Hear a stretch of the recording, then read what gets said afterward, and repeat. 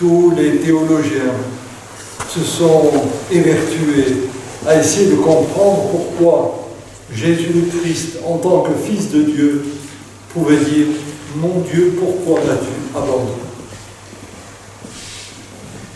Je trouve que cette parole est tout à fait, à la fois étonnante, mais saisissante, car elle nous ramène au fait que nous sommes réellement devant le grand mystère de Jésus-Christ, vrai Dieu, mais vrai homme aussi. Et dans son humanité, il a tout accompli. Et il est en droit de dire « Je ne comprends pas ». Oui, il est dans le désarroi. Le désarroi car il a accompli la volonté de son Père. Le désarroi parce que durant 3 années, dans son ministère public, il n'a cessé d'annoncer le royaume du Père. Désarroi parce que, entrant dans Jérusalem, il est accueilli comme un roi. Et ces foules qui crient « Hosanna au fils de David » le reconnaissent. Et tout à coup, il y a ce procès. Tout à coup, c'est le moment de la condamnation. Tout à coup, c'est la mort. Tout à coup, ce sont ces cris. Plutôt Barabbas que Jésus. Barabbas. Bar-Abbas. Le fils de la terre. Yeshua, le fils du ciel. Voici qu'il y a cette confrontation et cette question légitime de Jésus. Pourquoi m'as-tu abandonné ? Nous devons entendre dans cette expression de Jésus, mes amis, non pas le doute du Seigneur par rapport à son Père, mais le fait qu'il assume jusqu'au bout son humanité, et ce faisant, il assume nos propres doutes. Il assume nos propres tremblements devant la réalité terrestre. Il assume ces doutes qui font que nous mettons Dieu toujours à l'extérieur, en périphérie. Nous disons « je suis croyant, je crois en Dieu ». Mais réellement, comment cette foi en Dieu vient-elle ébranler notre existence ? Comment elle est réellement le fil rouge de notre existence? Comment elle va orienter nos pensées, nos désirs, nos projets? Souvent, Dieu est à l'extérieur comme un faire-valoir. Et lorsque tout va mal, alors nous disons « tu m'as abandonné ». Quand tout va mal, nous disons « si Dieu existait, cela ne serait pas ». Et en réalité, ce moment où Jésus va redire cette parole, « Mon Dieu, pourquoi m'as-tu abandonné ?» En réalité, il reprend toutes nos expressions, tous nos moments de doute, tous ces moments où nous chancelons. Et c'est cela, le mystère de la croix. Pas un Jésus qui souffre seulement pour notre péché, mais un Jésus qui assume notre péché jusqu'à le présenter au Père, et en devenant lui-même le grand prêtre qui va porter cette incantation humaine qui ne cesse de dire « si Dieu était là, tout ça ne serait pas ». Mais tout ça ne serait pas si l'homme n'oubliait pas que Dieu est là. Mais nous crions toujours plutôt Barabbas que Jésus. Et si aujourd'hui il y a la guerre en Iran, s'il y a la guerre à Gaza, la guerre en Ukraine, ce n'est pas Dieu, c'est l'homme. L'homme qui est toujours arc-bouté sur lui-même, arc-bouté sur ses prétentions, arc-bouté sur son ego. Et si nous regardons plus précisément alors, au-delà de ces grandes réalités géopolitiques, il y a nos propres existences. Ou bien souvent, même si ce n'est pas aussi incantatoire, mais en réalité, nous disons plutôt Barabbas que Jésus, parce que nous sommes de cette terre, parce que nous pensons que tout se joue sur cette terre, Parce que nous agissons comme si nous étions immortels en cette terre, alors que notre immortalité, elle est de notre ordre. Mais tout ceci, nous le savons intellectuellement. Mais dans nos cœurs, profondément, qu'en est-il? Ainsi, cette fête des rameaux nous ramène à ce grand paradoxe qui qualifie l'humanité dans sa dualité.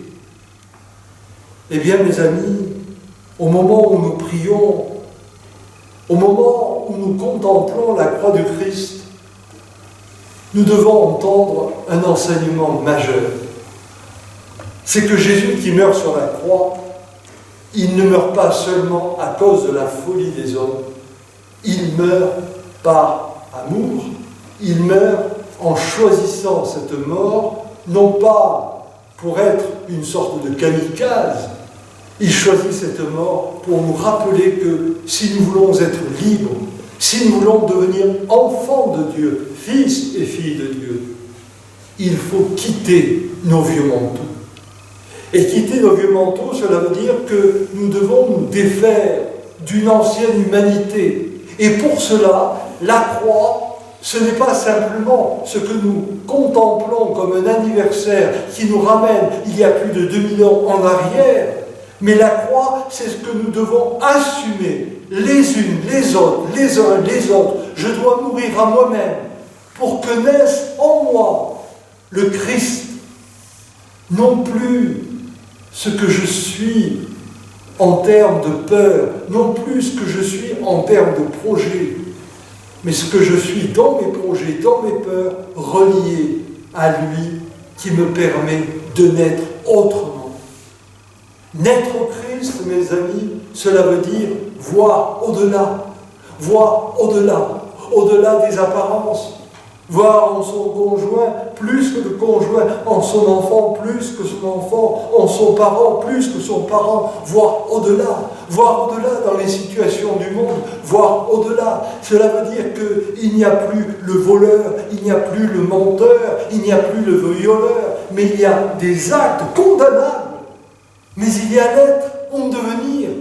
Et c'est cet être-là que nous devons aller chercher au plus profond de nous. Car ne l'oublions pas, les prostituées dont parle si souvent l'Évangile, ce ne sont pas simplement des femmes ou des hommes qui ont donné leur corps, mais ces prostituées, c'est nous. Nous sommes les prostituées, parce que nous nous sommes laissés aller à l'abandon dans tout ce qui n'est qu'apparence, en oubliant l'essentiel. Eh bien, l'homme nouveau, celui dont parle Paul dans son épître, l'homme nouveau, c'est celui qui passe par la croix. Et la croix n'est plus un instrument de supplice. La croix n'est plus le lieu où Jésus meurt. Mais la croix est ce lieu où le Christ nous fait advenir autrement. Où nous allons enfin nous défaire de tout ce qui limite notre réalité. Enfin, nous allons pouvoir sortir de notre Égypte intérieure. Enfin, nous allons pouvoir viser la terre promise. C'est le temps de la préparation de la résurrection. Je me souviens, lorsque j'étais jeune prêtre, nous chantions un cantique « Plus jamais Jésus sera mort, si nous faisons le bien, plus jamais Jésus sera mort. » Mais c'était une ineptie, car le Christ n'est pas mort seulement à cause de notre péché. Il est mort pour nous apprendre à sortir de notre péché. Et sortir de notre péché, c'est apprendre à retrouver la visée, la finalité. Ainsi, cette croix, elle n'a rien de mortifère. Elle est la préparation du tombeau qui sera ouvert dans la nuit de Pâques et qui nous dit que la vie est plus grande que la mort. Alors, oui, nous appartenons à ceux qui crient plutôt Barabbas que Jésus. Mais puissions-nous travailler cette croix afin qu'émerge en nous l'homme nouveau, celui qui dit Dieu est amour, et par amour, je regarde mon frère, et avec lui, je deviens ce visage de l'humanité réconciliée. Amen.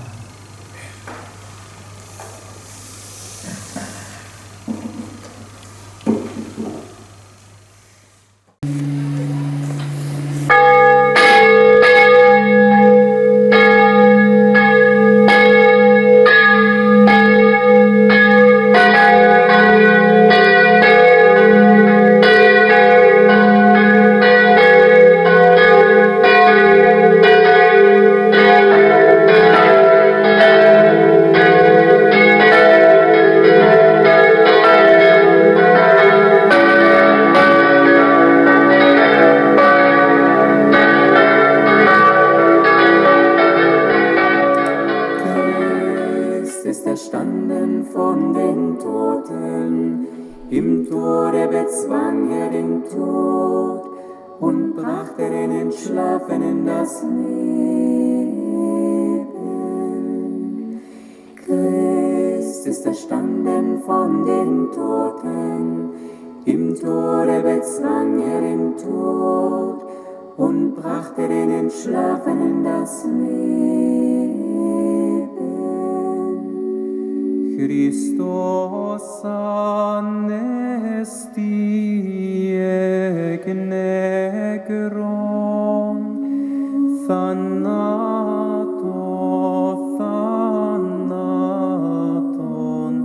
patisas,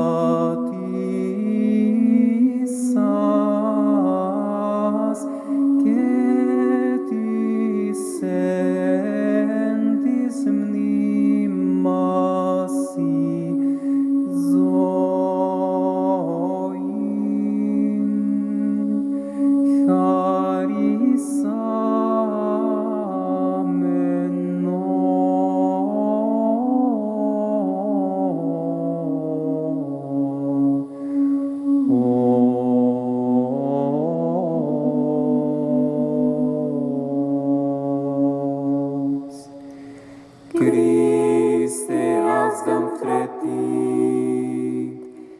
Un tombeau vide. Et de ce vide va surgir sa foi. Il me semble qu'en écoutant ce passage d'évangile ce soir, nous pourrions penser à d'autres vides, à d'autres tombeaux vides. Je pense effectivement à tous nos frères et sœurs de Gaza écrasés par les bombes. Je pense à ce qui se passe en Iran, en Ukraine, ailleurs aussi. Et devant ces spectacles, on pourrait se dire, mais où est Dieu? Et par conséquent, ce vide vient nous interroger, bien sûr, devant ces catastrophes qui arrivent au niveau international, mais ce vide qui vient aussi nous interroger, chacune, chacun, parce que chacune, chacun, parfois, nous traversons le vide qui fait que parfois, un couple peut se séparer, le vide qui fait qu'on n'arrive plus à s'entendre entre parents et enfants, un vide qui fait que tout à coup, on perd un fils, une fille, un vide qui fait qu'il y a la maladie, ce vide partout. Alors oui, quel est le sens de ce que nous vivons? Et l'évocation de Dieu, l'émergence des religions, n'est-ce pas une manière de nous enfumer parce que nous avons besoin de sécurité, parce que nous avons peur devant ce spectacle du monde, parce que nous savons que, irréversiblement, nous marchons vers une mort qui est fatale? Alors oui, nous avons peut-être besoin de nous inventer des divinités, des dieux, des religions. Oui, c'est souvent ce qui nous est objecté en tant que croyants lorsque nous rencontrons des amis, des frères, des sœurs qui se disent athées ou qui se disent simplement indifférents.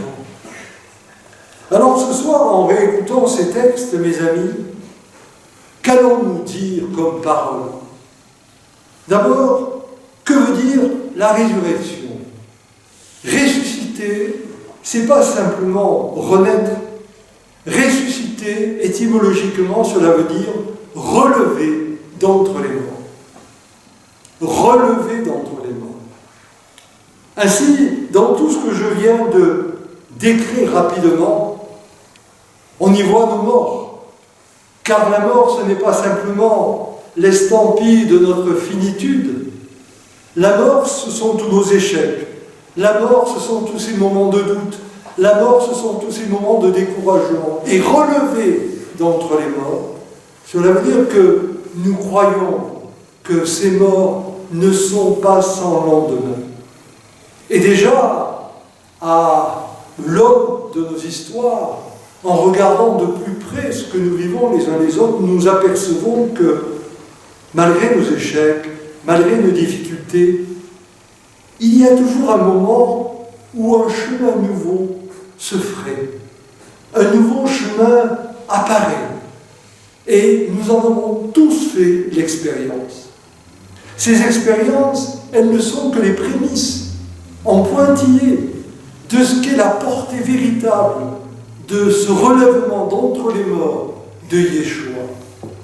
Oui, les pères de l'Église, depuis 2000 ans, ont défini quelque chose d'essentiel. Jésus est Dieu, mais Jésus a pleinement pris la condition de l'homme. Et dans cette double nature, vrai Dieu, vrai homme, vrai Dieu, il vient nous dire que notre humanité, elle n'est pas vouée à un échec, elle n'est pas vouée à une fin. Notre humanité est ordonnée à autre chose. Notre humanité est ordonnée à une expansion d'être. L'expansion d'être, nous la sentons déjà lorsque nous aimons une personne, lorsque nous partageons une amitié. Eh bien, il y a de plus en plus une sorte d'enrichissement. Mais la vie éternelle, la résurrection, le relèvement d'entre les morts, c'est plus que cela. C'est une traversée de ces morts qui fait que tout à coup, oui, réellement, nous sentons que nous sommes plus que ce vide. Nous sommes la vie que rien ne peut arrêter. Et c'est exactement ce que ressentent Pierre et Jean au tombeau. Tout à coup, ils réalisent toutes les paroles qu'avait prononcées Jésus, mais qu'ils n'avaient pas comprises. Pourquoi? Parce qu'ils étaient comme vous, comme moi.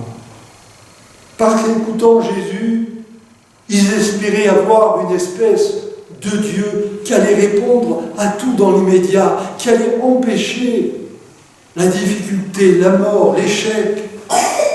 Et là, ils sont obligés de descendre dans le tombeau, c'est-à-dire dans le lieu le plus terrifiant pour nous, pour tout à coup comprendre devant ce vide, parce qu'il n'y a même plus le corps de Jésus qu'il avait dit qu'il ressusciterait. Mais ça leur paraissait tellement impensable que là, ils ont un moment d'hésitation entre est-ce l'écroulement de tout, est-ce l'échec, ou est-ce le commencement de ce que nous n'avions pas compris?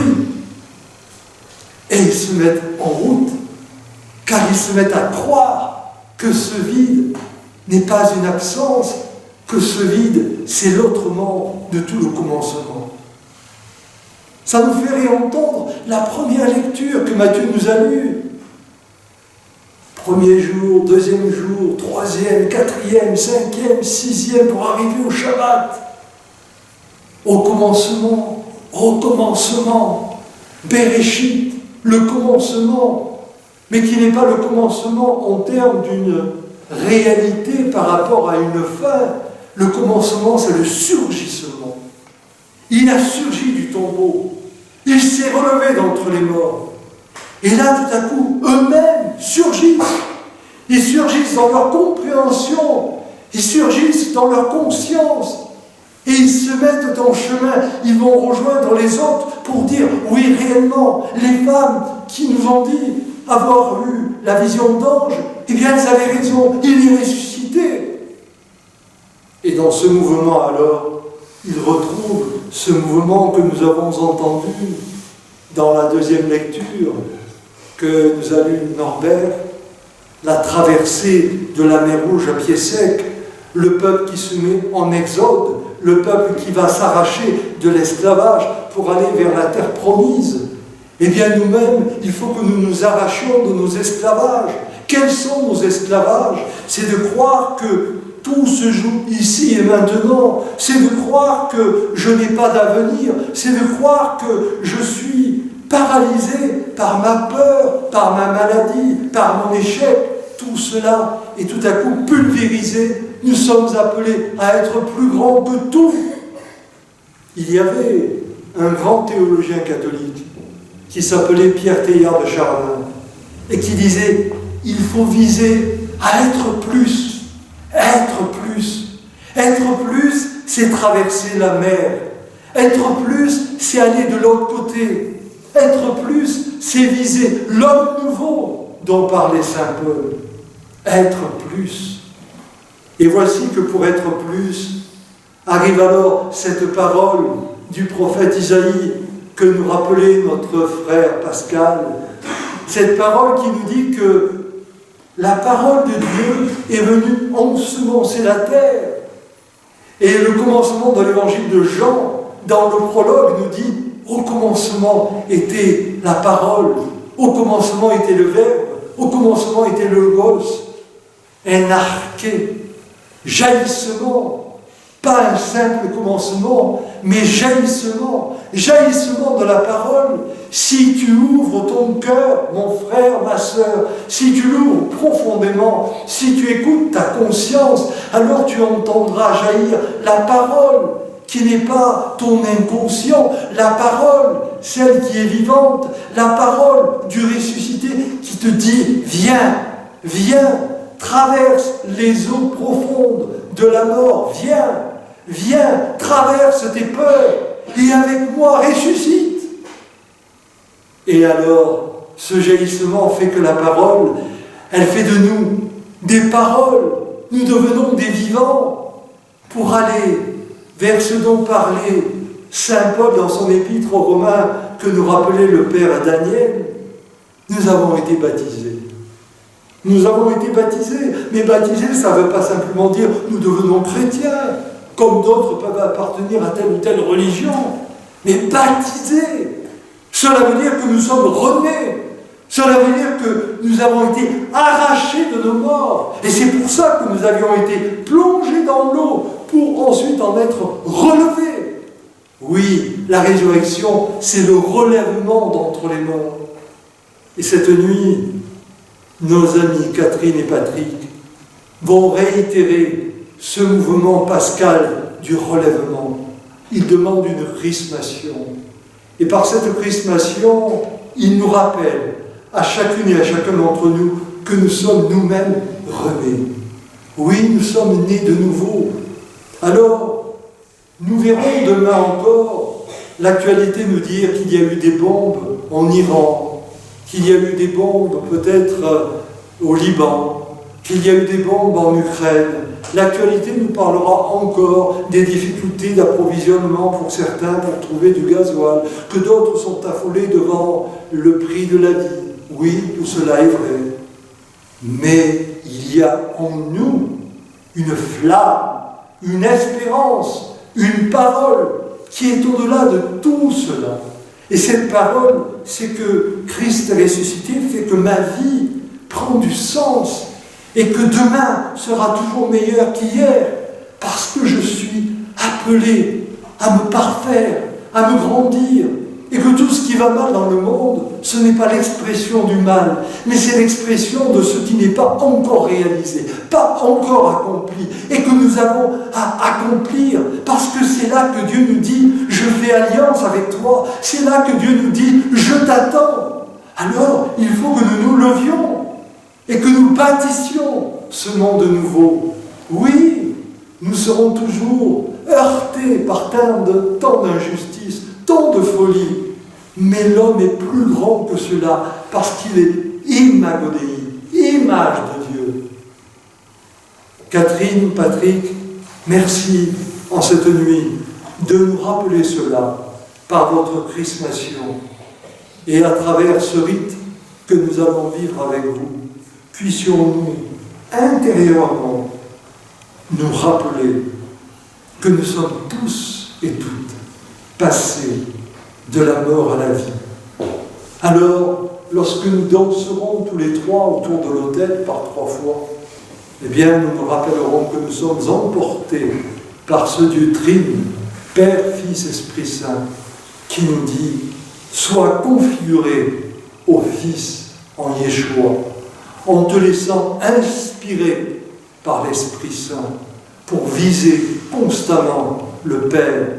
Et pour ce faire, il faut vivre l'amour. L'amour, toujours l'amour. L'amour avec force, mais qui n'est pas que l'éros, qui n'est pas que la philia. L'amour agapé, l'amour inconditionnel, malgré tout ce qui peut advenir. Car cet amour, c'est la vie. Christ est ressuscité. En vérité, ressuscité. Christ est ressuscité. Alléluia. Christ est ressuscité des morts. Alléluia. À ceux qui sont dans les tombeaux, il a donné la vie. Alléluia. Alléluia. Alléluia. Christe azdam tretit, sikvdilita sikvdilisa, dam trgun verida sapla, vevis shinnatatso, vrevis mimni cebelli. Christe azdam tretit, sikvdilita sikvdilisa, dam trgun verida sapla, vevis shinnatatso,